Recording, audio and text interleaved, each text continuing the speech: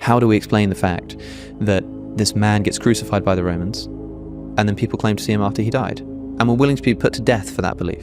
Okay, maybe he didn't die. Unlikely. As they say, the Romans knew how to kill people. And supposedly, they check. Okay, so likelihood is that he was actually crucified. And then a few days later, people are claiming to see him. Maybe they're lying, but then you don't tend to go to death for something you know to be a lie. You're willing to be put to death for things that you think are true, that are false.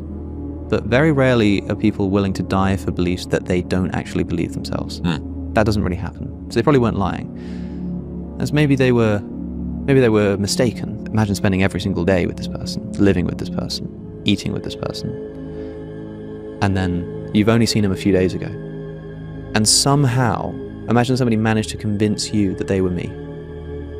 Even if I had a twin brother, they probably wouldn't be able to convince you that it was me. Or maybe they were hallucinating. In groups? One of the earliest Gospel, New Testament sources is the letters of Paul, the earliest. And in one of those letters, Paul refers to Jesus having appeared to 500 people all at once. And in some of the Gospels, you get at least some group appearances, at least more than one person, and sometimes, groups of disciples, the 12, all seeing Jesus all at once. You don't get group hallucinations like that. And so it doesn't seem like they were mistaken either. And so if they're not mistaken, they're not making it up. What explains the fact that these people claimed to see him after he had died?